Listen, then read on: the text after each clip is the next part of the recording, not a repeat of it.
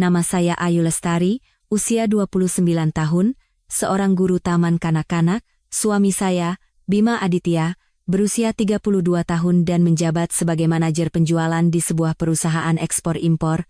Kami sudah menikah selama 4 tahun. Kehidupan pernikahan kami adalah model ideal di mata semua orang, dari teman, kolega, hingga kerabat kedua belah pihak. Mas Bima tidak hanya tampan, cakap, dan berpenghasilan tinggi, tetapi juga sangat perhatian dan luar biasa menyayangi istrinya. Ia tidak pernah melupakan hari jadi apapun. Setiap kali pulang dari perjalanan dinas, kopernya selalu penuh dengan oleh-oleh untuk saya, sekecil apapun itu. Ia selalu berkata kepada saya, "Sayang, berkeliling kemanapun di dunia ini, saat paling damai adalah ketika aku pulang ke rumah ini, di mana kamu menungguku." Saya percaya kata-katanya dengan tulus dan mutlak. Sampai hari itu tiba, hari yang menentukan segalanya. Hari itu adalah hari jadi pernikahan kami yang keempat. Saya mengambil cuti sore dari TK untuk menyiapkan makan malam romantis. Saya pergi ke pasar swalayan dan memilih sendiri udang galah yang paling segar dan daging sapi wagyu lokal yang paling empuk, semua makanan kesukaan Mas Bima. Saya juga membeli sebotol anggur merah dan seikat mawar merah beludru, bunga yang sama seperti yang ia berikan saat pertama kali menyatakan cintanya. Dapur kecil kami dipenuhi aroma masakan yang harum, dan hati saya meluap dengan kebahagiaan. Sambil mengenang momen-momen manis yang ia berikan selama 4 tahun terakhir, saya merasa menjadi wanita paling beruntung di dunia. Dewi, yang baru berusia 20 tahun dan sudah saya anggap seperti adik kandung sendiri, dengan bersemangat membantu saya. Dewi adalah putri dari sahabat almarhumah ibu mertua saya. Ia kehilangan kedua orang tuanya sejak kecil dan sejak usia 15 tahun, ibu mertua saya mengambil dan membesarkannya. Sejak hari pertama saya menjadi menantu di rumah ini, saya menyayangi Dewi seperti adik saya sendiri.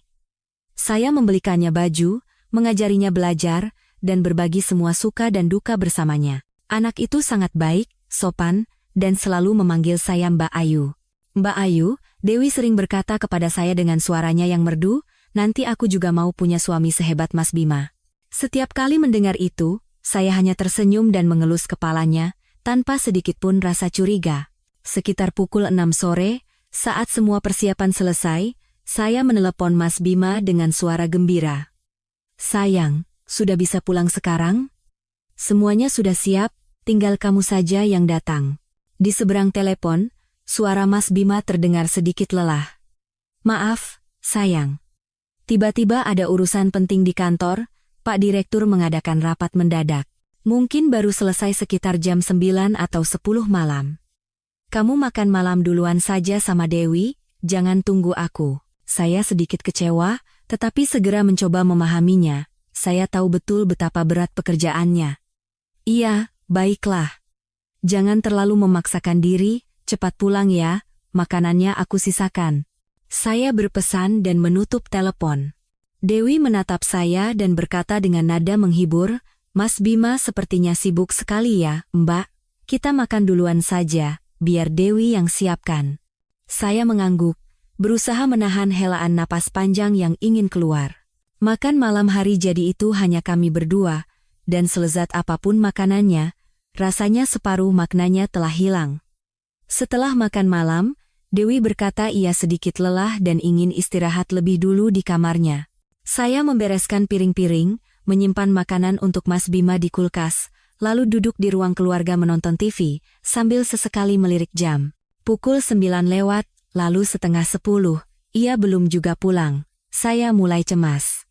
Saat saya meraih ponsel untuk meneleponnya, saya melihat sebuah pesan masuk dari nomor tak dikenal. "Mau tahu suamimu sedang rapat di mana? Coba saja datang ke karaoke Mutiara di kawasan SCBD dan lihat sendiri." Seketika jantung saya serasa jatuh. Saya pikir ini pasti lelucon jahat seseorang. Mas Bima bukan orang yang akan pergi ke tempat seperti itu. Namun, jauh di lubuk hati, perasaan cemas yang samar mulai merayap. Saya mencoba menepis pikiran itu, meyakinkan diri untuk percaya pada suami saya. Tetapi 5 menit kemudian, pesan lain datang dari nomor yang sama. Kali ini, sebuah foto. Meskipun diambil dari jauh dan sedikit buram, saya bisa mengenali punggung Mas Bima yang familiar. Ia sedang merangkul bahu seorang wanita muda, masuk ke dalam sebuah tempat karaoke. Rasanya seperti ada yang meremas jantung saya. Saya mencoba memperbesar foto itu, tetapi wajah wanitanya tidak terlihat jelas. Darah serasa naik ke kepala. Saya tidak bisa berpikir lagi. Saya buru-buru menyambar jaket, berlari keluar rumah, menyetop taksi, dan menuju alamat yang tertera di pesan itu. Sepanjang perjalanan, pikiran saya kacau balau. Saya berharap ini semua salah paham, tetapi di saat yang sama saya juga mempersiapkan diri untuk kemungkinan terburuk. Ketika taksi berhenti di depan karaoke Mutiara, saya melihat mobil Pajero Sport hitam milik Mas Bima terparkir di sana, dan kaki saya terasa lemas. Saya menarik napas dalam-dalam, mencoba menenangkan diri, dan masuk ke dalam. Musik yang memekakan telinga membuat kepala saya pusing. Saya tidak tahu di ruangan mana ia berada, dan tidak punya keberanian untuk bertanya pada staf. Saya hanya berjalan tanpa tujuan di sepanjang koridor, berharap bisa kebetulan bertemu dengannya. Namun, tepat saat saya hendak menyerah dan pulang, dari sebuah ruangan di ujung koridor, saya mendengar suaranya yang familiar. Pintunya sedikit terbuka, dan saya mengintip ke dalam. Ia sedang bernyanyi bersama beberapa pria lain, dan di sampingnya ada seorang wanita muda yang menuangkan bir, bukan wanita yang ada di foto. Hati saya seketika lega. Mungkin ini hanya acara menjamu klien, pikir saya. Tidak ingin mempermalukannya, saya diam-diam berbalik. Saya memutuskan untuk pulang dan menunggunya. Saya tiba di rumah hampir pukul 11 malam. Rumah gelap gulita dan sunyi. Saya pikir Dewi pasti sudah tidur lelap. Saya menyeret tubuh lelah saya ke kamar tidur di lantai atas, bersiap untuk mandi dan tidur. Namun, saat saya membuka pintu kamar, pemandangan di depan mata membuat saya membeku di tempat. Di atas ranjang pernikahan kami, suami saya yang baru saja berbohong sedang rapat, dan Dewi, adik angkat yang begitu saya sayangi, sedang telanjang bulat, bercumbu mesra. Botol anggur yang saya beli untuk makan malam hari jadi tergeletak di lantai, dan kotak kue terlempar begitu saja.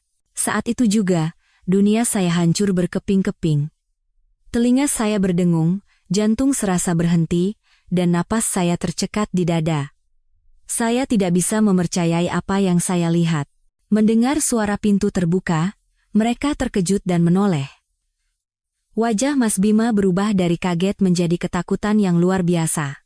Dewi buru-buru menarik selimut untuk menutupi tubuhnya, tetapi di matanya, bukan penyesalan yang terlihat, melainkan senyum sinis yang menantang dan hampir tak kentara. Rasa sakit yang luar biasa berubah menjadi ketenangan yang mengerikan. Saya tidak berteriak, tidak juga menyerang mereka. Saya hanya mundur perlahan, menatap mereka dengan mata sedingin es. Lalu, saya menutup pintu dengan lembut, mengeluarkan kunci dari saku, memasukkannya ke lubang kunci, dan memutarnya. Terdengar bunyi klik yang kering. Di tengah malam yang sunyi, suara kunci itu bagaikan vonis mati bagi pernikahan saya. Saya bersandar di pintu, mengeluarkan ponsel, dan mulai menekan nomor ibu mertua saya, lalu berturut-turut menelepon paman dan bibi dari pihak suami. Suara saya anehnya terdengar sangat tenang. "Ibu, ini Ayu. Bisa tolong datang ke rumah kami sekarang?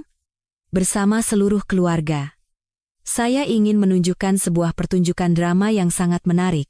Saya harap kita semua bisa menyaksikannya bersama-sama." Kemana cerita ini akan berlanjut, saat pintu kamar tidur terbuka dan kebenaran terungkap, bagaimana mereka akan menghadapi kenyataan?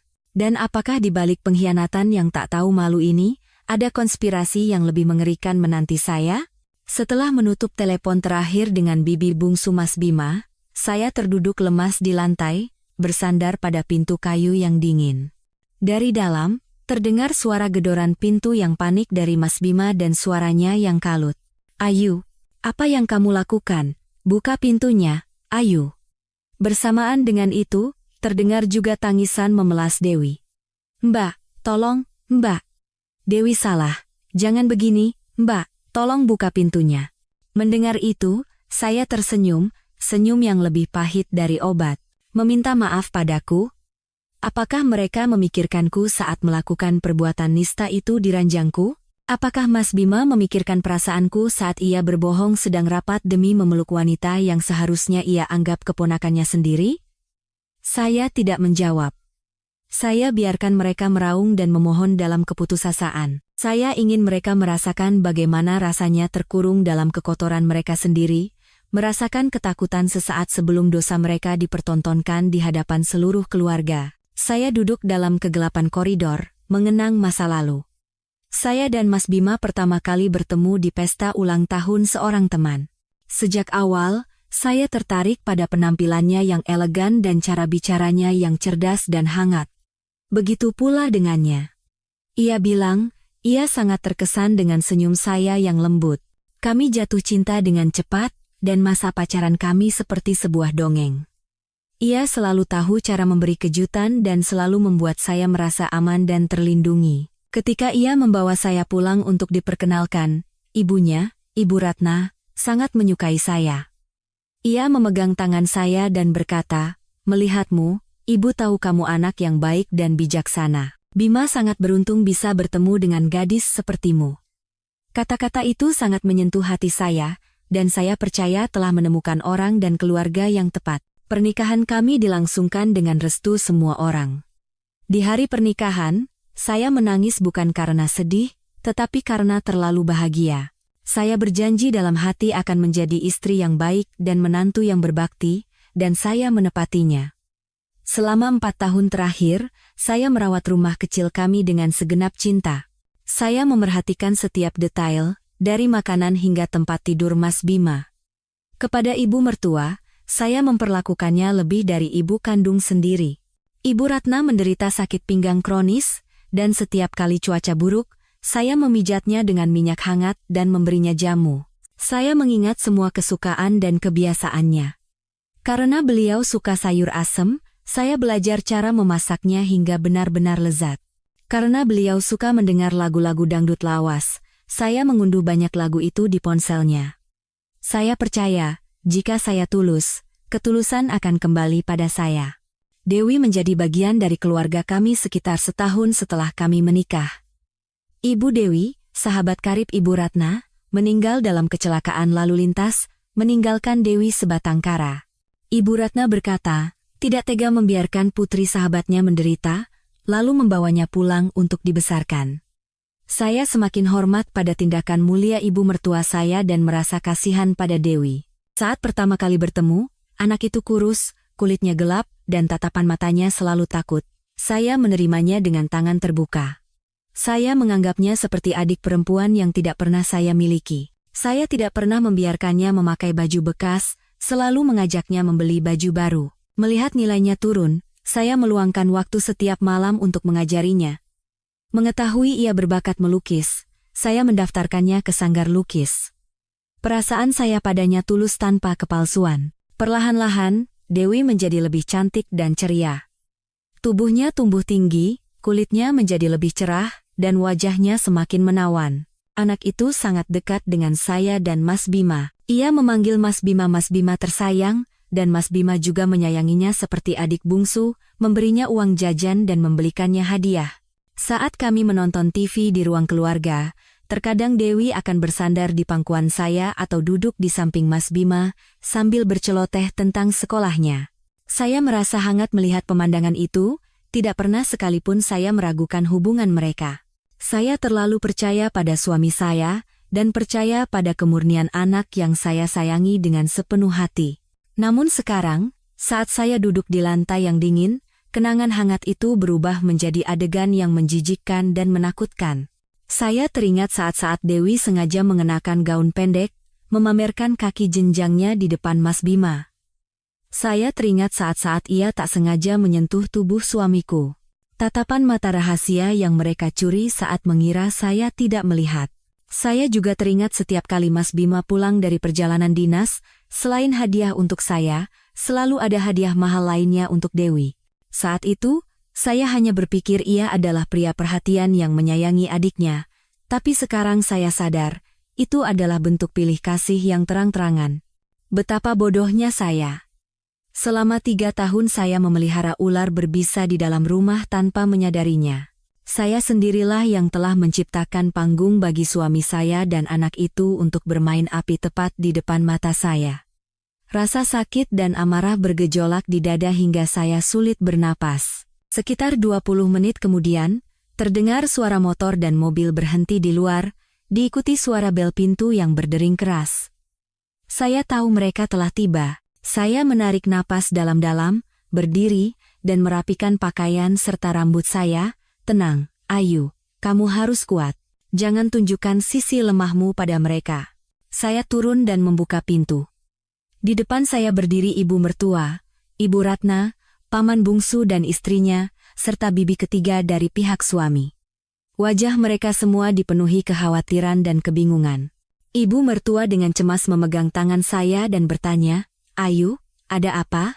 Kenapa memanggil seluruh keluarga selarut ini? Di mana Bima? Saya tidak menjawab, hanya menyingkir dan berkata dengan dingin, Ibu, paman, bibi, silakan masuk dulu. Nanti kalian akan tahu sendiri. Saya memimpin seluruh keluarga naik ke lantai 2 dan berdiri di depan pintu kamar yang terkunci rapat. Suara tangisan dari dalam telah berhenti. Mungkin mereka kelelahan atau merasakan kehadiran orang di luar pintu dan sadar semuanya telah berakhir. Keluarga suami menatap saya dengan pandangan bingung. Ibu Ratna mengguncang bahu saya dengan tidak sabar. Ayu, bicaralah. Ada apa sebenarnya sampai pintu ini dikunci? Apa Bima dan Dewi ada di dalam? Saya menatap matanya lekat-lekat, dengan tatapan yang tidak akan pernah ia lupakan seumur hidupnya, dan berkata dengan penekanan pada setiap kata. Benar, Bu. Mas Bima dan Dewi ada di dalam. Saya memanggil semua orang ke sini agar kita bisa bersama-sama menyaksikan pertunjukan drama luar biasa yang dipersembahkan oleh putra kesayangan ibu dan putri angkat ibu yang bijaksana itu. Selesai berkata, saya mengeluarkan kunci dari saku. Dalam keheningan yang mencekam, saya perlahan memasukkan kunci ke lubang kunci. Suara logam beradu terdengar sangat tajam. Keluarga suami menahan napas, mata mereka terpaku pada pintu. Dan saya memutar kuncinya. Pintu perlahan terbuka, menampakkan pemandangan telanjang dan kotor di dalamnya. Tragedi sebuah keluarga akan segera berakhir, dan di saat yang sama, sebuah rahasia yang lebih mengerikan akan segera terkuak. Ketika pintu kayu yang berat itu terbuka sepenuhnya, di bawah cahaya lampu kamar yang kekuningan, pemandangan di dalam ruangan terlihat begitu vulgar dan menjijikkan. Bau anggur murah, parfum menyengat Dewi, dan keringat pria bercampur menjadi satu, menciptakan udara yang memuakkan. Di atas ranjang pernikahan yang saya hias dengan spray dan bantal pilihan saya sendiri, Mas Bima dan Dewi panik di antara selimut yang kusut. Mas Bima, dengan punggung basah oleh keringat, buru-buru mengenakan celananya, sementara Dewi hanya menutupi tubuhnya dengan selembar selimut tipis, rambut panjangnya acak-acakan dan wajahnya pucat pasi. Pemandangan itu bagaikan pisau tajam yang menghunus jantung, tidak hanya bagi saya, tetapi juga bagi semua orang yang berdiri di ambang pintu. Yang pertama bereaksi adalah paman bungsu Mas Bima. Beliau adalah orang yang pemarah tetapi sangat menjunjung tinggi kebenaran. Paman menunjuk ke dalam ruangan dengan mata melotot, suaranya bergetar karena marah. Ya Tuhan, Bima, apa-apaan yang sedang kamu lakukan ini? Bibi ketiga menjerit dan menutup mulutnya dengan tangan. Tatapannya pada saya penuh dengan rasa iba dan malu.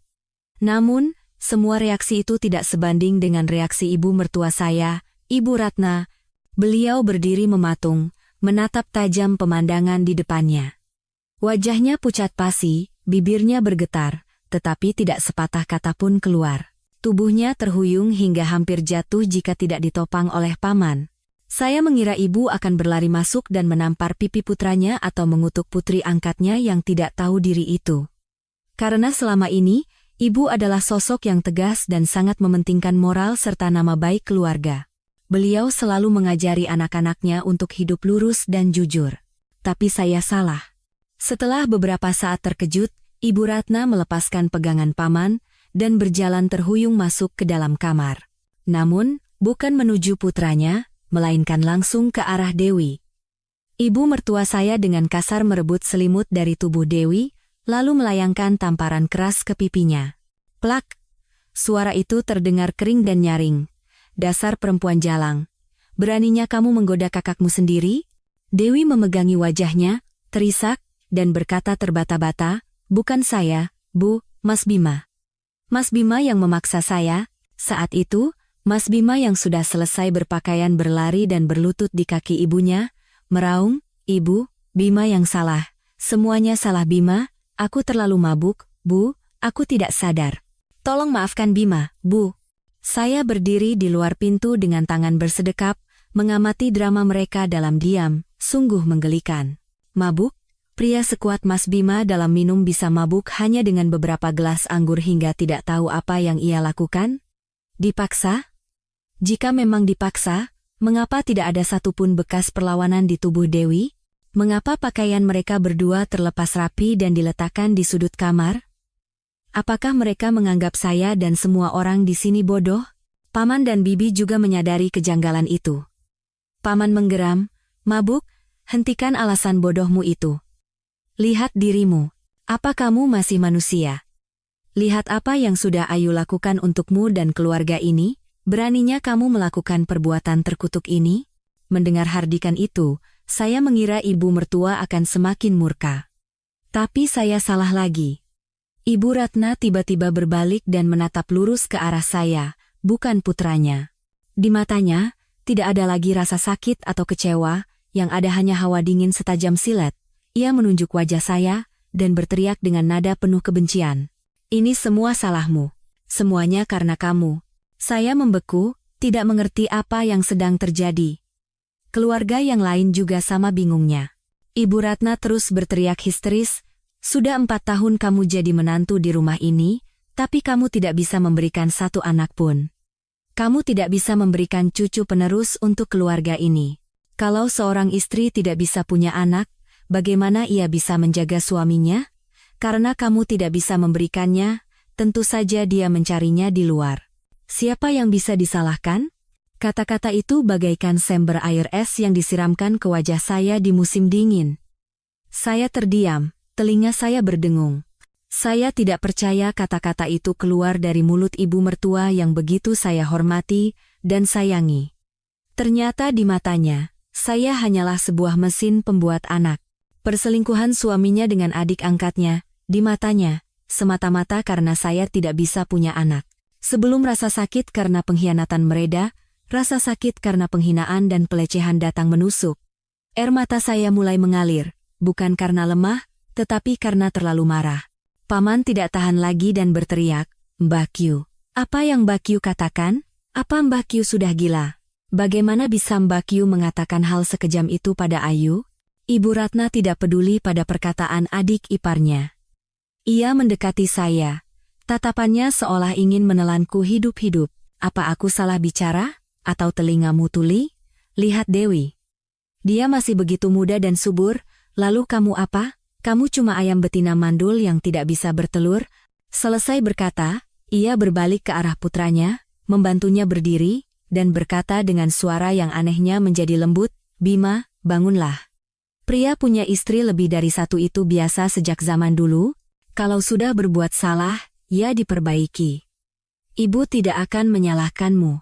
Lalu ia menoleh pada Dewi, dan tatapannya tidak lagi mengandung amarah, melainkan perhitungan yang sulit dimengerti. Kamu juga, bangun dan pakai bajumu. Sekarang sudah begini, kita harus cari jalan keluarnya. Keluarga suami terperangah melihat sikap Ibu Ratna yang berubah 180 derajat.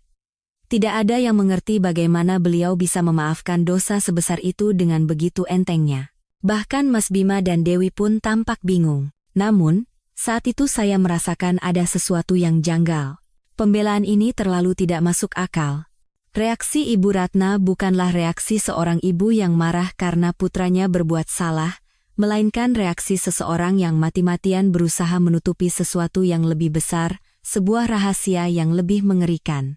Mengapa beliau begitu menekankan soal saya tidak bisa punya anak? Mengapa beliau begitu mudah menerima hubungan terlarang ini? Mengapa beliau menatap Dewi dengan tatapan penuh perhitungan seperti itu? Berbagai pertanyaan melintas di benak saya. Saya menyeka air mata, mengangkat kepala, dan menatap lurus ketiga orang yang sedang memainkan sandiwara canggung di depan saya. Lalu, dengan suara sedingin es, saya berkata, Baiklah. Jika ibu berkata demikian, saya tidak punya apa-apa lagi untuk dikatakan. Saya tidak akan tinggal lagi di rumah ini. Suami ini, saya tidak butuh lagi. Kita cerai saja. Saat saya hendak berbalik, Ibu Ratna menahan saya. Ia mencengkeram lengan saya dengan keras dan berkata dengan nada mengancam, "Kamu pikir kamu bisa pergi begitu saja? Sebelum kamu memberikan penerus untuk keluarga ini, jangan pernah berpikir untuk melangkahkan kaki keluar dari rumah ini." Kata-kata itu, ditambah dengan tatapan matanya yang aneh, membuat saya sadar. Masalahnya bukan sekadar saya tidak punya anak. Di baliknya, pasti ada sebuah konspirasi. Dan saya memutuskan, saya tidak akan pergi kemanapun. Saya akan tetap di rumah ini dan mengungkap rahasia yang tersembunyi. Rahasia yang saya yakini akan lebih menakutkan dan kejam daripada pengkhianatan yang baru saja saya alami. Malam yang menentukan itu berakhir dalam suasana yang sangat berat dan penuh kepura-puraan. Ketika saya menyatakan tidak akan bercerai dan akan tetap tinggal, seulas ekspresi puas sempat melintas di wajah Ibu Ratna sebelum ia segera menyembunyikannya. Paman dan Bibi, yang sangat terkejut dan marah dengan sikap kakak ipar mereka, akhirnya pulang. Sebelum pergi, Paman berbisik pelan kepada saya dengan tatapan iba, "Kalau ada apa-apa, jangan sungkan telepon Paman." Saya mengangguk, mengucapkan terima kasih.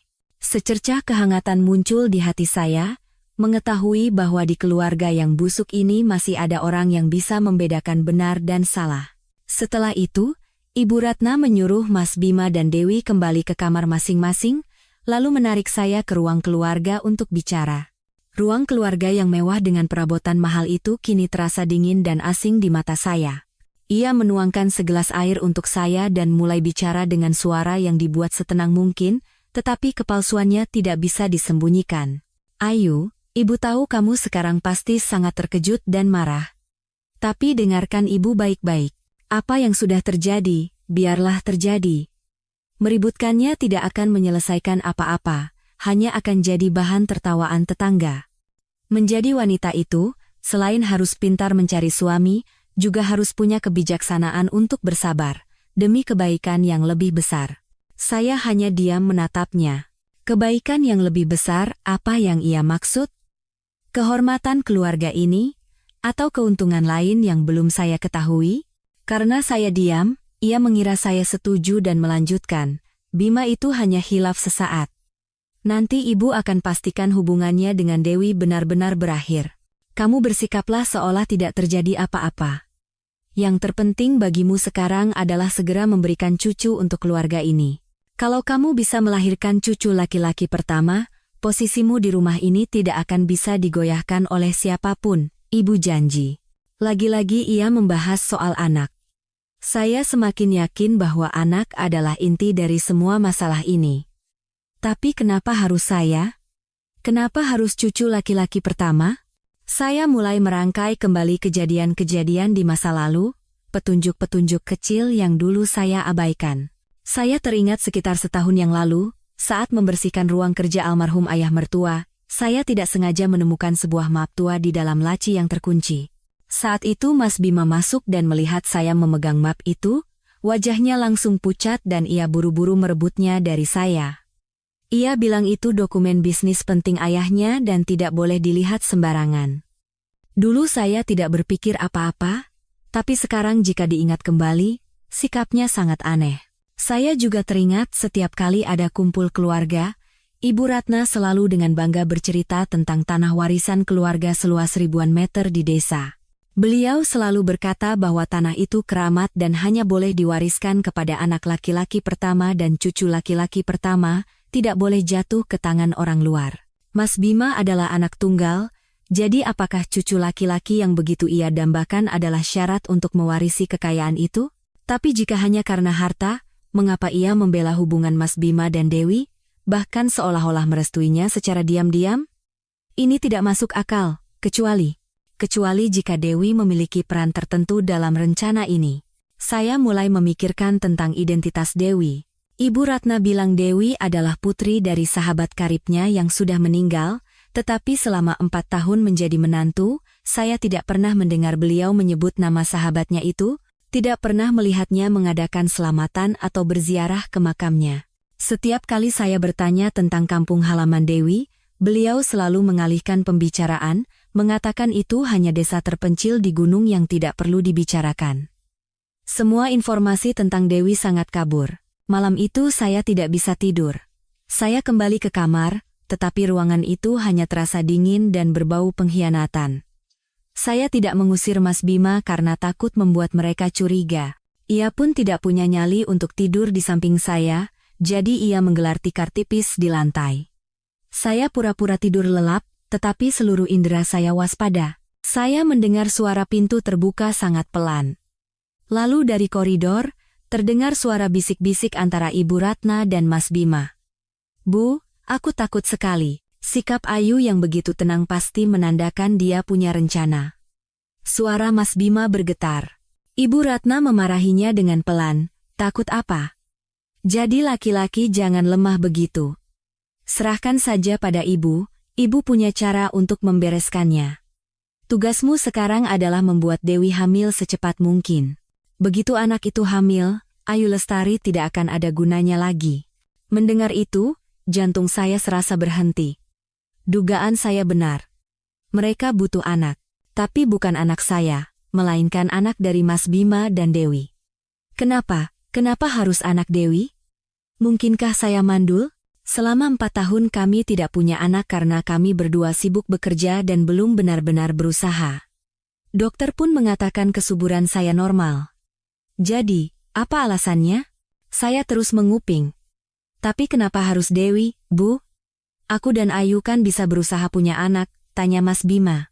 Ibu Ratna terdiam sejenak, lalu berbisik dengan suara yang belum pernah saya dengar sebelumnya, suara yang penuh rahasia dan kekejaman, "Kamu tidak perlu tahu banyak. Yang perlu kamu tahu, anak itu harus memiliki darah Dewi. Hanya dengan begitu kita bisa mendapatkan segalanya." Paham? Percakapan itu berakhir, dan suara langkah kaki menjauh. Saya terbaring di ranjang, tetapi seluruh tubuh saya terasa beku padahal ini musim panas. Darah Dewi. Kalimat itu terus terngiang di kepala saya. Rahasianya pasti ada di sini. Siapa Dewi sebenarnya? Apa yang istimewa dari darah anak itu hingga begitu penting? Saya sadar telah terperangkap dalam sebuah jebakan yang sangat rapi. Mereka akan menahan saya untuk menutupi aib di mata publik, sambil di saat yang sama mengerahkan segala cara agar Mas Bima dan Dewi punya anak. Begitu Dewi hamil, mereka akan menendang saya dari rumah, atau bahkan mungkin mencelakai saya untuk membungkam saya. Pikiran itu membuat seluruh tubuh saya gemetar. Saya tidak bisa hanya duduk diam menunggu ajal. Saya harus bertindak. Saya harus menemukan kebenarannya sendiri dan merobek topeng mereka. Rencana saya akan dimulai dari ruang kerja ayah mertua, tempat di mana map misterius itu disimpan. Untuk itu, saya tahu saya harus bersikap sangat patuh dan pasrah agar mereka lengah. Perang senyap saya telah resmi dimulai. Selama beberapa hari berikutnya, saya mulai memainkan peran yang bahkan membuat diri saya sendiri muak. Saya menjadi istri yang luar biasa pemaaf. Saya tetap bangun pagi-pagi untuk menyiapkan sarapan bagi seluruh keluarga, termasuk Mas Bima dan Dewi. Saya menyetrika kemeja kerja Mas Bima dan di depan orang lain, saya berpura-pura mengkhawatirkan sakit pinggang ibu mertua saya. Saya terlihat seolah-olah telah menerima kenyataan dan, sesuai nasihat ibu mertua, menanggung penderitaan demi kebaikan yang lebih besar.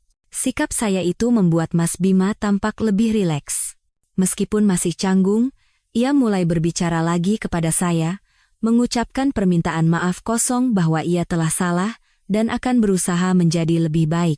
Saya hanya mengangguk dalam diam, tetapi dalam hati saya merasakan penghinaan yang tak terbatas. Dewi menghindari saya. Ia tidak lagi berceloteh memanggil Mbak Ayu seperti dulu, dan setiap kali berpapasan dengan saya, ia menundukkan kepala dan cepat-cepat pergi. Tapi saya tahu itu hanya akting. Di bawah arahan Ibu Ratna, anak itu dan Mas Bima pasti masih bertemu diam-diam. Orang yang paling puas dengan perubahan saya adalah ibu mertua. Ia mulai bersikap sedikit lebih baik pada saya, sesekali membelikan sarang burung walet atau suplemen herbal, mengatakan saya harus menjaga tubuh agar bisa cepat punya anak. Aktingnya sempurna, Tetapi saya tahu itu semua hanyalah siasat untuk menenangkan saya dan menghilangkan kecurigaan saya. Saya dengan senang hati menerimanya, memainkan peran sebagai menantu penurut yang sangat menginginkan anak. Kelengahan mereka adalah kesempatan saya. Saya harus mencari cara untuk masuk ke ruang kerja ayah mertua. Sejak beliau meninggal, ruangan itu dikunci oleh Ibu Ratna dengan alasan menyimpan barang-barang peninggalan dan tidak ada yang boleh masuk. Kuncinya hanya ia yang pegang. Ini adalah tantangan besar. Saya tidak bisa mendobrak kunci atau terang-terangan meminta kuncinya. Saya harus menciptakan alasan yang sangat alami. Kesempatan itu datang sekitar seminggu kemudian. Hari itu adalah hari peringatan kematian ayah mertua, dan seluruh keluarga berkumpul menyiapkan sesaji. Saat makan bersama, saya dengan santai membuka topik pembicaraan. "Ibu, Ayu jadi teringat, dulu almarhum ayah suka sekali menulis buku harian, kan? Ada buku catatan bersampul kulit coklat, beliau sering menulis sesuatu di sana. Apa ibu tahu di mana buku itu sekarang?" Ayu ingin membacanya lagi, untuk mengenang pemikiran ayah dulu. Saya sengaja membuat mata saya sedikit berkaca-kaca dan berbicara dengan nada yang sangat menyentuh. Mendengar perkataan saya, ibu mertua sama sekali tidak curiga. Ia menghela napas dan berkata, "Iya, suamiku memang punya kebiasaan itu. Mungkin masih ada di ruang kerjanya, tapi isinya kebanyakan urusan bisnis. Buat apa kamu membacanya?" Saya cepat-cepat menyahut, "Tidak kok, Bu. Dulu ayah juga sering menulis tentang keluarga, tentang masa kecil Mas Bima." Ayu hanya ingin mengenang sedikit lebih banyak tentang ayah. Karena saya berbicara dengan sangat tulus, ditambah dengan sikap penurut saya belakangan ini, Ibu Ratna akhirnya mengangguk. "Baiklah. Besok ibu carikan kuncinya, kamu boleh masuk dan melihatnya." Jantung saya berdebar kencang. Tahap pertama rencana saya berhasil. Keesokan paginya, Ibu Ratna menepati janjinya dan memberikan kunci ruang kerja. Ia bilang ada janji dengan teman-temannya dan harus pergi, berpesan agar saya mengunci pintu dengan baik setelah selesai. Ini adalah kesempatan emas. Begitu ia pergi, saya segera masuk ke ruangan itu. Ruangan itu tertata rapi. Waktu saya tidak banyak. Saya tidak membuang waktu mencari buku harian, melainkan langsung menuju meja kerja dengan laci terkunci tempat saya pernah melihat map misterius itu. Saya mencoba beberapa kunci kecil dari gantungan kunci Ibu Ratna, dan untungnya, salah satunya berhasil membuka laci itu. Di dalamnya, map itu masih ada di sana. Di sampulnya hanya tertulis beberapa kata, "Dokumen rahasia keluarga." Dengan tangan gemetar, saya membuka map itu. Isinya bukan dokumen bisnis, melainkan berbagai dokumen pribadi, akta kelahiran, dan surat wasiat tulisan tangan kakek mertua saya. Saat saya membacanya sekilas, dugaan saya benar. Sebagian besar harta warisan, termasuk tanah keluarga, akan diwariskan kepada cucu laki-laki pertama. Namun, yang membuat saya terkejut adalah sebuah klausul yang ditulis dengan huruf kecil di akhir surat wasiat, seolah-olah ditambahkan kemudian dengan tinta yang berbeda. Cucu laki-laki pertama yang berhak mewarisi haruslah anak yang memiliki garis keturunan murni keluarga Wijoyo, dan ini harus dibuktikan melalui tes genetik khusus keluarga. Saya membeku di tempat. Genetik khusus keluarga? Apa maksudnya? Mungkinkah keluarga ini memiliki gen langka? Saya terus memeriksa dokumen lain. Lalu saya menemukan selembar hasil pemeriksaan medis tua yang sudah menguning. Itu adalah hasil tes golongan darah dan beberapa penanda genetik Mas Bima. Yang paling mengejutkan saya adalah catatan dokter di bagian bawah. Pasien menderita azoospermia akibat komplikasi gondongan pada usia 17 tahun. Kemungkinan untuk memiliki anak secara alami hampir tidak ada. Saya terduduk lemas di lantai. Mas Bima mandul. Suami saya mandul. Dan selama 4 tahun ini, ia tidak pernah mengatakan sepatah kata pun pada saya. Ia dan ibunya telah menipu saya habis-habisan. Mereka menyalahkan saya karena tidak bisa punya anak, mendesak saya pergi ke dokter, minum berbagai macam obat. Ternyata masalahnya sama sekali bukan pada saya. Mereka tahu segalanya, tapi terus berakting dan menjadikan saya kambing hitam. Amarah saya memuncak, tetapi saya segera menenangkan diri. Jika Mas Bima mandul, Lalu anak yang ingin mereka ciptakan melalui Mas Bima dan Dewi itu anak siapa? Saya terus mencari dan menemukan jawabannya di selembar akta kelahiran. Itu adalah akta kelahiran Dewi. Namun, nama orang tua yang tertera di sana adalah nama orang asing, bukan nama sahabat karib Ibu Ratna. Dan yang paling penting, di sudut bawah akta itu, ada catatan tulisan tangan ayah mertua saya. Anak ini memiliki garis keturunan yang sama dengan keluarga Wijoyo, cabang dari wilayah Pegunungan Utara. Saya terperangah. Dewi memiliki garis keturunan yang sama dengan keluarga suami, cabang dari wilayah utara? Saya teringat apa yang pernah dikatakan Ibu Ratna tentang kampung halaman Dewi. Ternyata benar. Dewi bukan anak angkat, melainkan kerabat jauh keluarga ini. Semuanya menjadi jelas. Mas Bima mandul dan tidak bisa menghasilkan keturunan untuk mewarisi harta. Jadi, mereka mencari ke cabang keluarga yang jauh dan menemukan seorang gadis dengan garis keturunan murni keluarga Wijoyo, yaitu Dewi. Mereka membawanya dengan dalih sebagai anak angkat, dan tujuan akhirnya adalah membuatnya memiliki anak dari pria lain, lalu menyamarkan anak itu sebagai anak Mas Bima, cucu laki-laki pertama keluarga, demi menguasai harta warisan yang sangat besar. Tapi anak itu, anak dari Dewi dan siapa? Jelas bukan Mas Bima. Lalu siapa pria itu? Sebuah rahasia baru, pertanyaan yang lebih menakutkan, muncul. Saya buru-buru memotret semua dokumen penting ini dengan ponsel.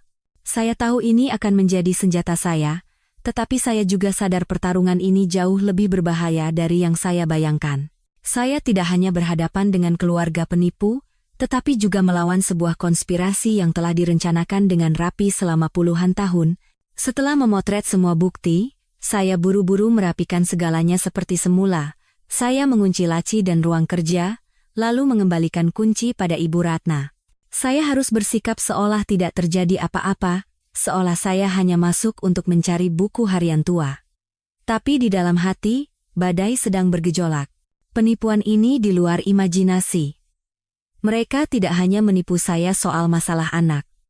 Mereka telah menjadikan seluruh hidup dan pernikahan saya sebagai bagian dari rencana kotor mereka. Saya adalah korban sekaligus tameng yang sempurna untuk menutupi konspirasi mereka. Saya merasa muak sampai ke tulang. Suami yang saya cintai, ibu mertua yang saya hormati, dan adik angkat yang saya rawat dengan sepenuh hati, semuanya menjijikkan. Saya tahu saya tidak bisa bertindak gegabah. Jika mereka tahu saya sudah mengetahui kebenarannya, nyawa saya bisa terancam.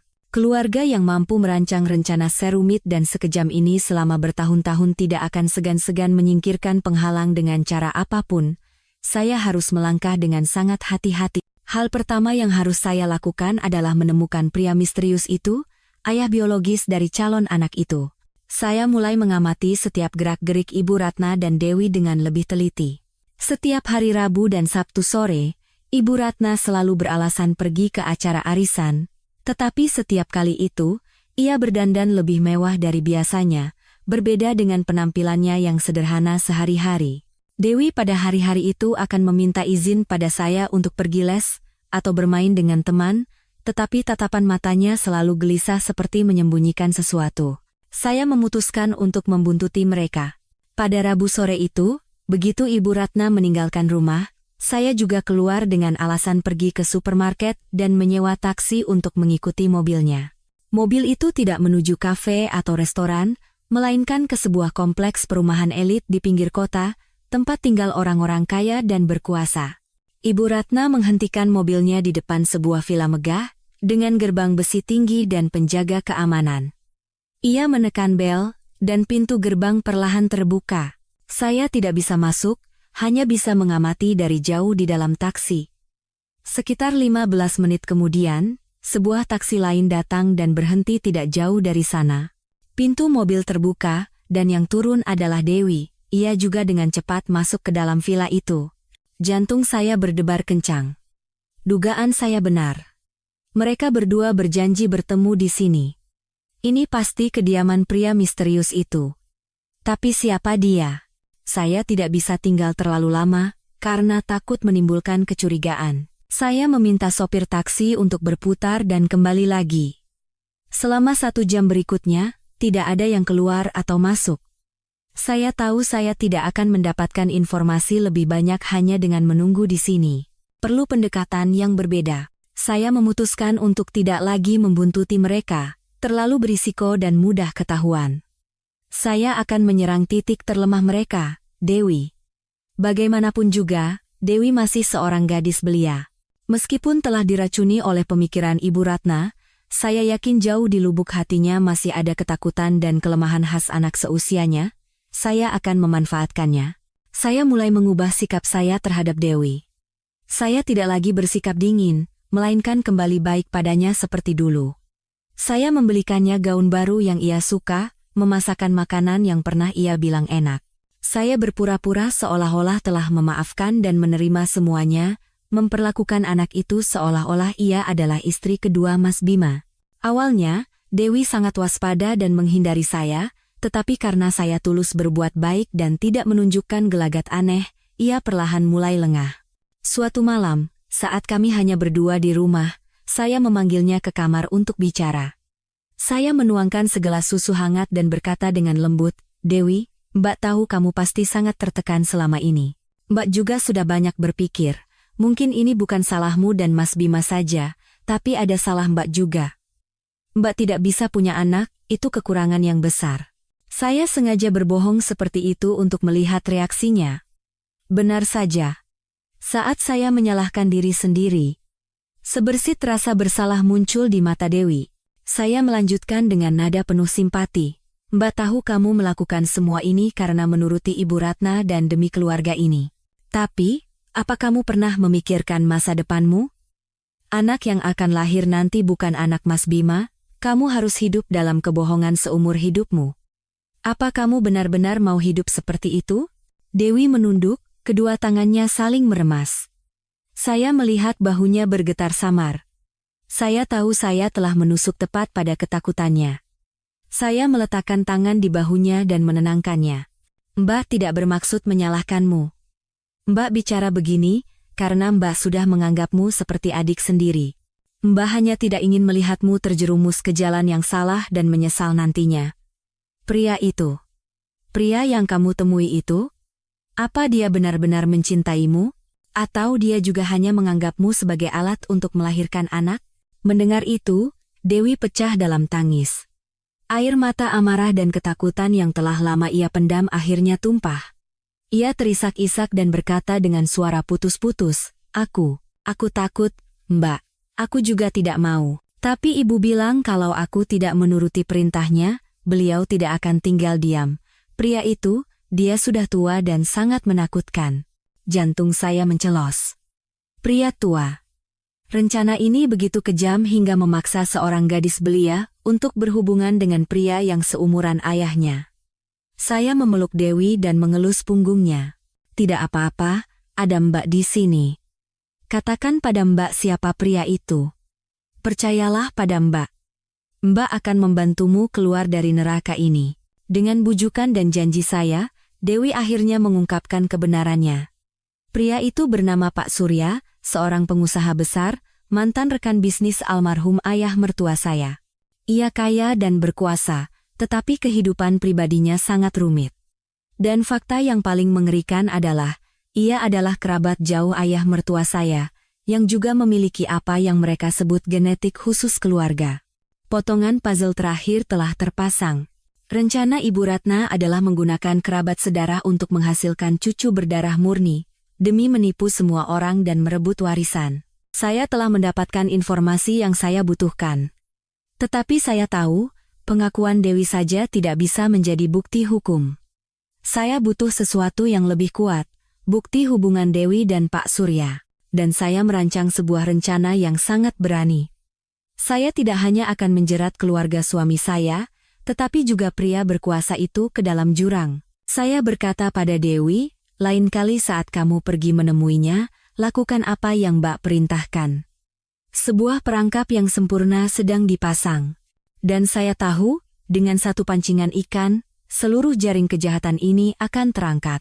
Menjadikan Dewi sebagai sekutu adalah pertaruhan yang berbahaya. Anak itu bisa saja mengkhianati saya kapan saja karena takut. Tapi saya tidak punya pilihan lain. Saya menjelaskan padanya bahwa jika ia terus menempuh jalan ini, hidupnya akan hancur selamanya. Ia hanya akan dimanfaatkan sebagai mesin pembuat anak dan akan dibuang begitu saja setelah tugasnya selesai. Tapi jika ia membantu saya berjanji akan membukakan jalan baginya untuk memulai hidup baru, bebas dari cengkeraman Ibu Ratna dan Pak Surya. Rasa takut dan secercah harapan membuat Dewi akhirnya setuju bekerja sama dengan saya. Rencana saya sederhana, tetapi membutuhkan ketelitian mutlak. Saya memberikan Dewi sebuah kancing dengan kamera tersembunyi super kecil dan sebuah alat perekam suara. Lain kali saat kamu bertemu Pak Surya, pasang kancing ini diam-diam di tempat yang bisa melihat jelas ke arah kamarnya, misalnya di tirai atau di jasnya. Dan alat perekam ini, selalu nyalakan dan simpan di sakumu. Saya berpesan padanya, kamu tidak perlu melakukan apa-apa. Bersikaplah seperti biasa. Mbak hanya butuh rekaman video dan suara sebagai bukti. Setelah mendapatkannya, Mbak akan langsung membawamu pergi dari sini. Dewi mengangguk gemetar, wajahnya menunjukkan ketakutan sekaligus sedikit tekad. Hari yang ditentukan pun tiba. Itu adalah hari Sabtu sore, dan Ibu Ratna kembali beralasan pergi ke pengajian, tapi saya tahu ia pergi ke tempat pertemuan lebih dulu untuk menyiapkan segalanya. Dewi juga berganti gaun baru, merias wajahnya tipis, lalu meninggalkan rumah. Jantung saya berdebar kencang. Saya menunggu di rumah dengan perasaan gelisah. Setiap menit terasa seperti selamanya. Jika rencana ini gagal dan Dewi ketahuan, saya tidak bisa membayangkan akibatnya. Saya sudah menyiapkan sedikit tabungan, beberapa potong pakaian, dan kartu identitas kami berdua.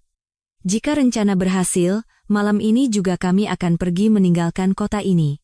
Saya juga sudah menghubungi paman bungsu dan memberitahukan sebagian kebenarannya. Saya menyembunyikan fakta kemandulan Mas Bima karena takut paman akan bertindak gegabah karena terlalu terkejut. Saya hanya mengatakan bahwa Ibu Ratna memaksa Dewi melakukan hal buruk dan saya butuh bantuan untuk melarikan diri bersamanya. Paman tidak banyak bertanya, hanya berkata akan menelepon jika saya butuh. Sekitar 2 jam kemudian, Dewi kembali. Wajahnya pucat pasi, dan jalannya gontai seperti orang kehabisan tenaga. Saya buru-buru memapahnya masuk ke kamar dan mengunci pintu.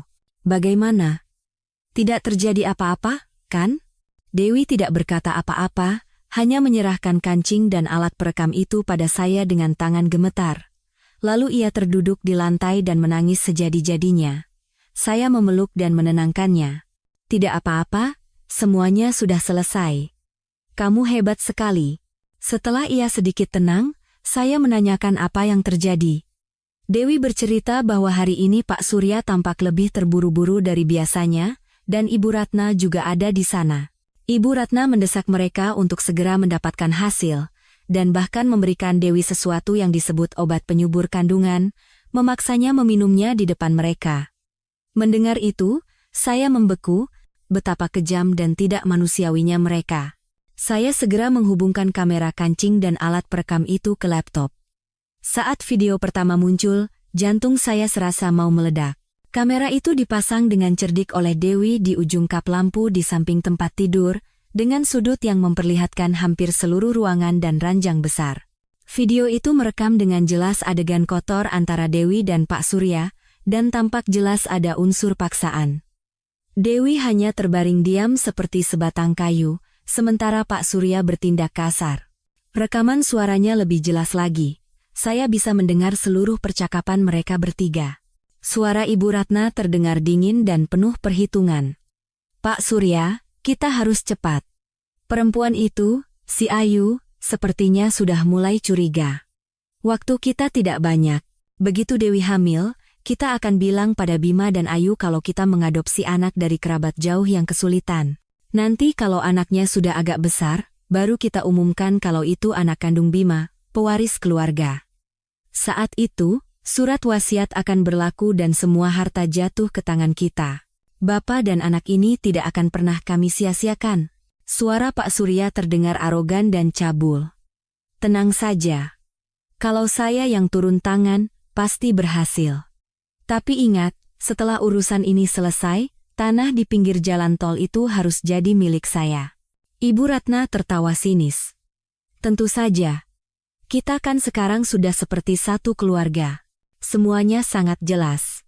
Ini adalah sebuah kontrak transaksi yang menjijikan, dengan jaminan tubuh seorang gadis belia dan masa depan seorang anak yang belum lahir. Saya menyimpan semua file bukti itu ke USB dan beberapa penyimpanan cloud. Saya tahu saat yang menentukan telah tiba. Tidak bisa ditunda sedetik pun. Saya berkata pada Dewi, kemasi barang-barangmu. Kita pergi sekarang juga. Saya menelepon paman bungsu dan memberitahukan tempat pertemuan. Lalu di atas meja rias di kamar tidur, saya meninggalkan sepucuk surat pendek. Surat yang ditujukan bukan untuk Mas Bima, melainkan untuk Ibu Ratna. Untuk Ibu, saat Ibu membaca surat ini, saya dan Dewi sudah berada di tempat yang sangat jauh. Saya tidak bisa lagi hidup dalam kepalsuan dan kekejaman ini. Saya sudah tahu semuanya. Fakta kemandulan Mas Bima, identitas asli Dewi, surat wasiat, dan konspirasi Ibu dengan Pak Surya, semua buktinya ada di tangan saya. Jangan coba-coba mencari kami. Jika Ibu mencoba mencelakai kami, semua bukti ini akan dikirim ke polisi dan media.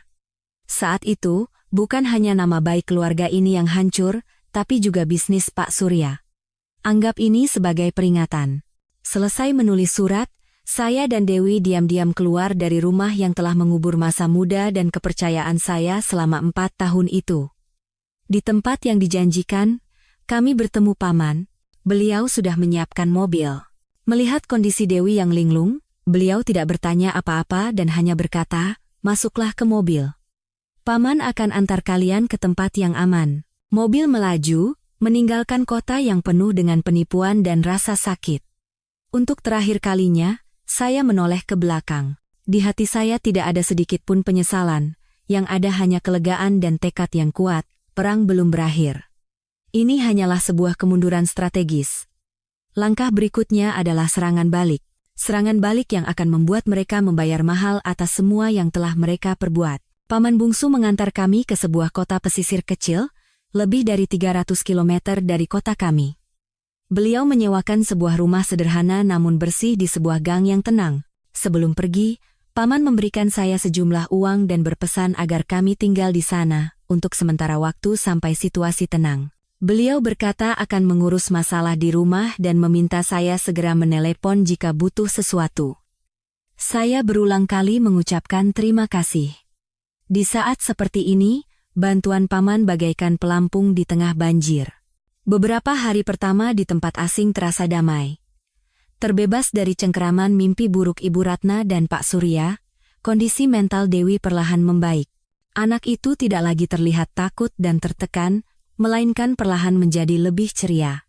Ia membantu pekerjaan rumah, memasak, dan sesekali bersenandung. Melihatnya seperti itu, hati saya sedikit lebih ringan. Bagaimanapun juga, ia juga korban dalam semua cerita ini. Namun, saya tidak membiarkan diri saya lengah. Saya tahu Ibu Ratna dan Pak Surya tidak akan menyerah begitu saja. Surat saya hanya bisa mengancam mereka untuk sementara. Dengan kekuasaan dan uang mereka, tidak akan butuh waktu lama untuk menemukan kami. Saya harus selangkah lebih maju dari mereka. Saya mulai menyusun rencana serangan balik yang rapi. Saya tidak ingin hanya menyelesaikannya secara hukum. Saya tahu orang seperti Pak Surya bisa memutarbalikkan fakta dengan uang. Saya ingin hukuman yang membuat mereka hancur, kehilangan semua yang begitu mereka coba pertahankan, kehormatan dan harta. Rencana saya terbagi menjadi 3 tahap, menciptakan asap untuk memicu perpecahan internal di antara mereka, membocorkan bukti terpilih untuk menciptakan badai media, melancarkan pukulan hukum yang mematikan. Saya mulai menjalankan tahap pertama. Dengan menggunakan nomor sekali pakai, saya mengirim pesan anonim kepada istri Pak Surya, seorang wanita yang terkenal sombong dan pencemburu. Isi pesannya sederhana. Ibu, apakah Ibu tahu suami Ibu sedang berusaha punya anak dari gadis simpanan yang seumuran putrinya sendiri? Coba tanyakan pada suami Anda tentang hubungannya dengan keluarga Ibu Ratna dan seorang gadis bernama Dewi. Saya yakin pesan ini akan menyulut api di sarang lebah. Di saat yang sama, saya mengirim pesan lain kepada Mas Bima. Tahukah kamu bahwa ibumu dan Pak Surya menipumu? Anak yang akan dilahirkan Dewi akan menjadi satu-satunya ahli waris. Kamu yang mandul hanyalah boneka. Hati-hati jangan sampai dibuang oleh ibumu sendiri setelah tidak berguna. Saya tahu Mas Bima adalah orang yang lemah dan mudah goyah, jadi pesan ini akan menanamkan benih keraguan dan kebingungan di hatinya. Seperti yang saya duga, 2 hari kemudian, telepon dari paman datang dengan nada penuh kekhawatiran. Ayu, di rumah kacau balau. Istri Pak Surya datang melabrak, memaki-maki dan membuat keributan. Dia bilang Bakyu berkomplot dengan suaminya untuk menipunya. Bima sendiri sudah beberapa hari ini seperti orang linglung, dia bertengkar hebat dengan Bakyu sampai Bakyu syok dan masuk rumah sakit. Mendengar cerita paman, saya tersenyum dingin. Inilah yang saya inginkan. Saat internal mereka kacau, mereka tidak akan punya tenaga lagi untuk berurusan dengan saya.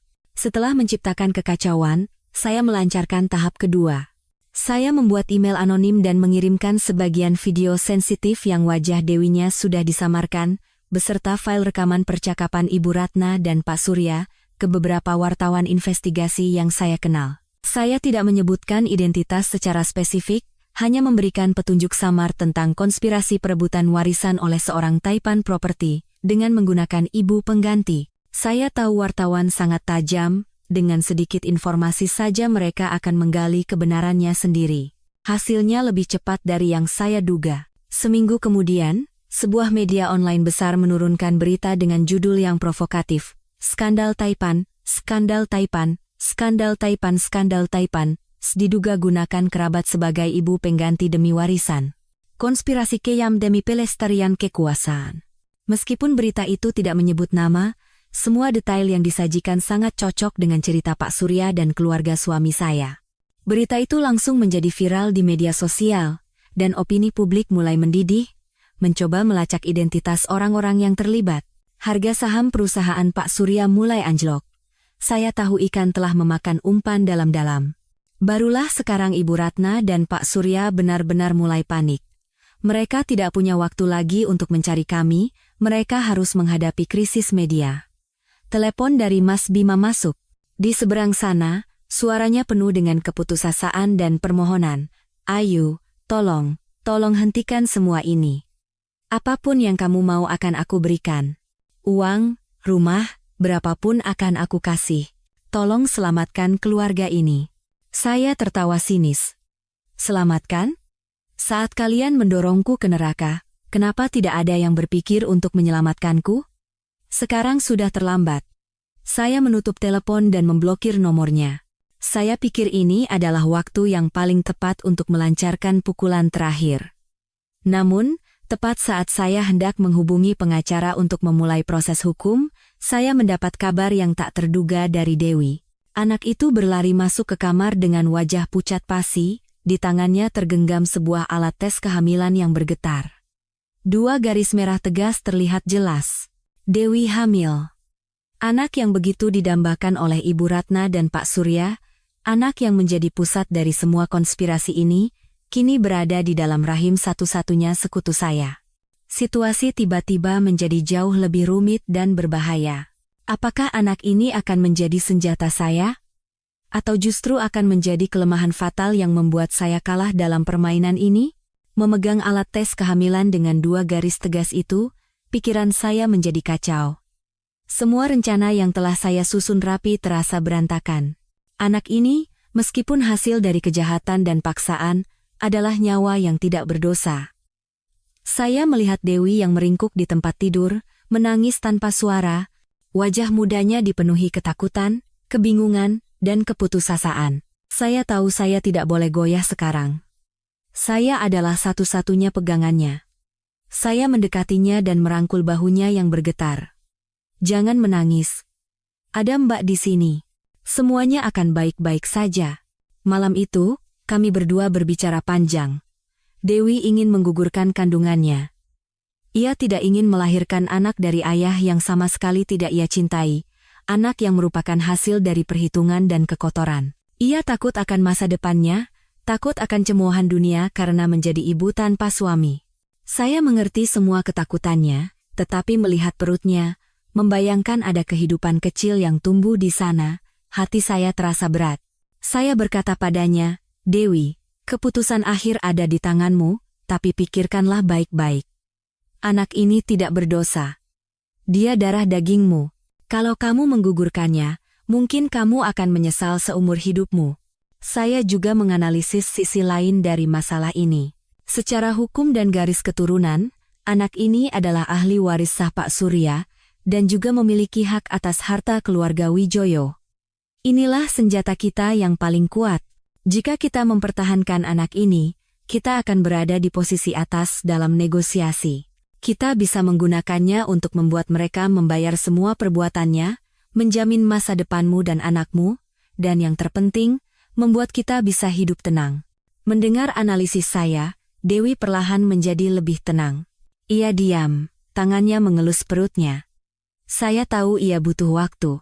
Sementara itu, krisis keluarga mereka terus berlanjut. Berita terus bermunculan, menggali lebih dalam kehidupan pribadi Pak Surya dan hubungan bisnis yang tidak transparan dengan keluarga suami saya. Terjepit, mereka akhirnya bertindak. Suatu pagi, telepon dari nomor tak dikenal masuk. Suara seorang pria yang dingin dan profesional terdengar. Ibu Ayu Lestari? Saya kuasa hukum dari Ibu Ratna dan Bapak Surya. Klien kami ingin bertemu langsung dengan Anda untuk menyelesaikan masalah ini secara tuntas. Saya sudah menduga hari ini akan datang. Saya sama sekali tidak takut. Dengan tenang saya menjawab, baik. Tapi ada syaratnya. Pertama, tempat pertemuan saya yang tentukan. Kedua, saya akan datang bersama pengacara saya. Ketiga, Dewi tidak akan hadir. Pihak seberang terdiam sejenak, lalu setuju. Sejak awal merencanakan ini, saya sudah menghubungi sebuah firma hukum yang terpercaya. Saya mengirimkan semua bukti dan menceritakan seluruh kisahnya.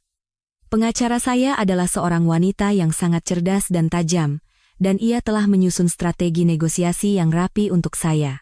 Pertemuan dilangsungkan di sebuah kafe taman yang tenang, tempat yang sudah saya pastikan bebas dari alat penyadap atau kamera tersembunyi.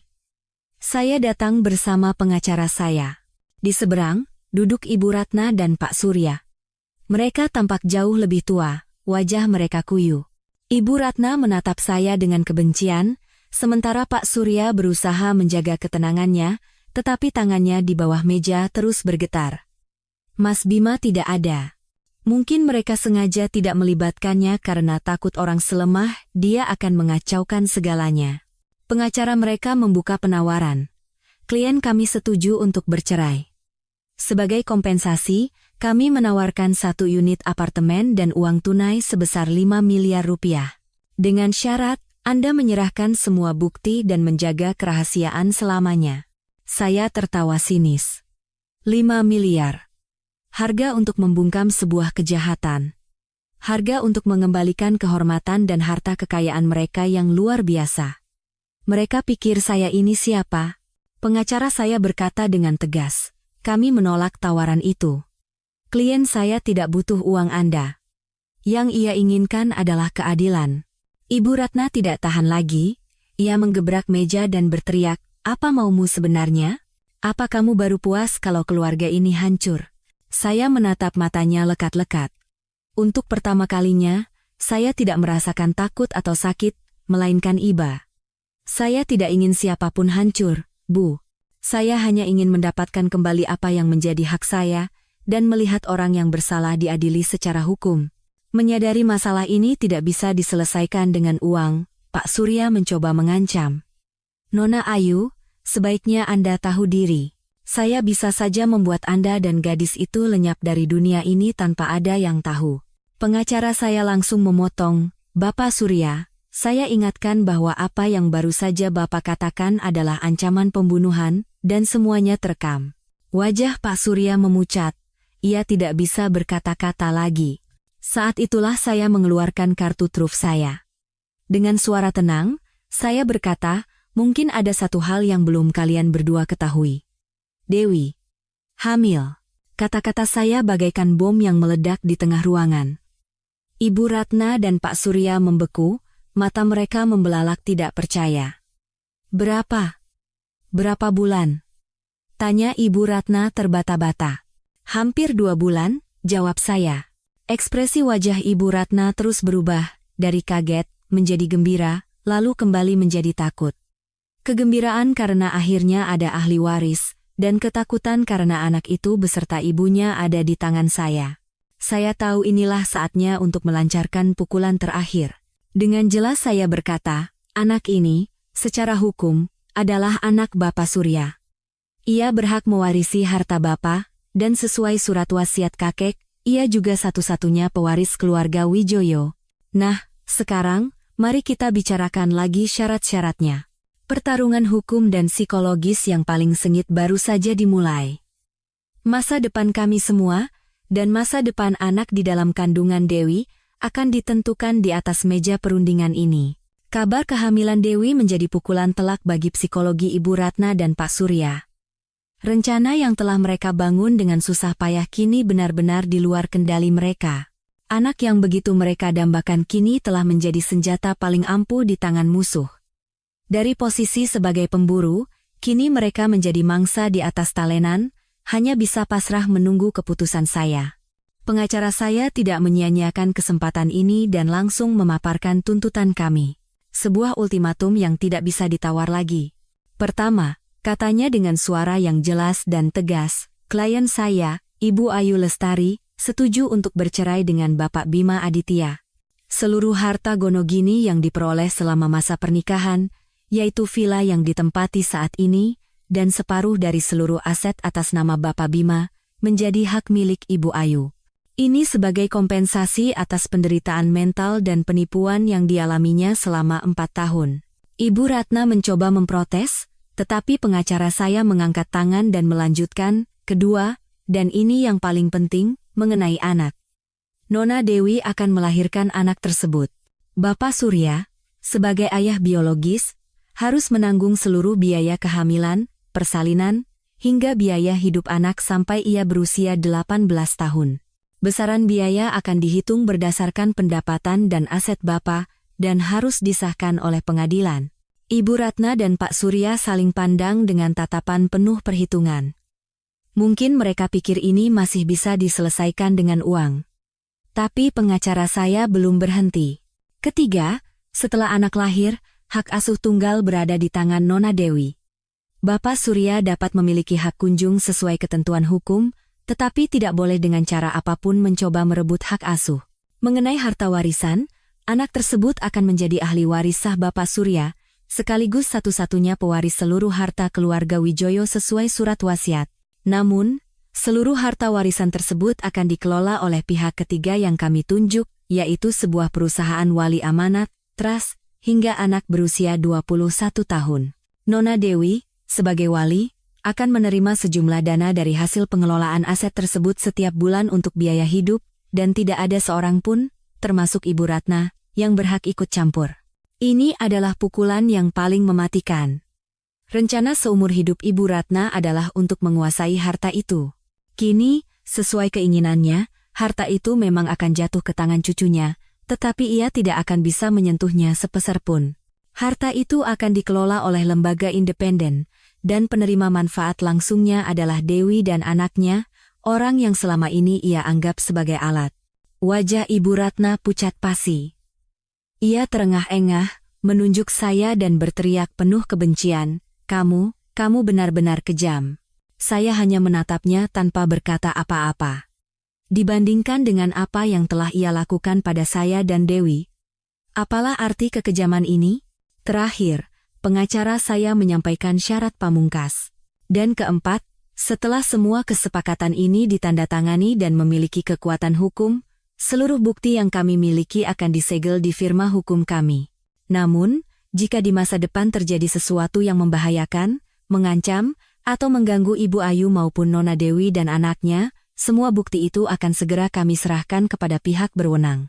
Saat itu, yang akan kalian hadapi bukan hanya kehilangan uang, tetapi juga hukuman penjara. Terjepit di jalan buntu tanpa celah untuk lari, Ibu Ratna dan Pak Surya akhirnya harus menundukkan kepala dan menyetujui semua syarat. Seminggu kemudian, semua dokumen kesepakatan ditandatangani di hadapan pengacara kedua belah pihak dan disahkan di pengadilan. Saya resmi bercerai dengan Mas Bima dan keluar dari pernikahan itu dengan kepala tegak. Saya menjual villa yang penuh kenangan pahit itu, dan memulai hidup baru. Beberapa bulan kemudian, Dewi melahirkan seorang putra yang sehat dan tampan. Melihat bayi itu tertidur di pelukan ibunya, hati saya terasa luar biasa damai. Saya dan Dewi memutuskan untuk membesarkan anak itu bersama-sama. Kami bukan lagi ipar, melainkan telah menjadi saudara sejati yang saling bergantung. Dengan sebagian uang yang kami miliki, kami membuka sebuah toko baju anak-anak kecil, dan usahanya berjalan cukup baik. Tentang keluarga mereka, saya mendengar kabar dari paman. Sejak kejadian itu, Ibu Ratna benar-benar hancur.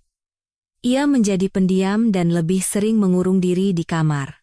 Pak Surya, akibat skandal yang samar-samar tercium media, reputasi dan bisnisnya terpukul telak, dan di rumah ia tidak pernah hidup tenang karena terus diributkan oleh istrinya. Mas Bima, kabarnya keluar dari rumah dan tinggal sendiri, dan terdengar rumor ia sudah menjalin hubungan dengan orang lain.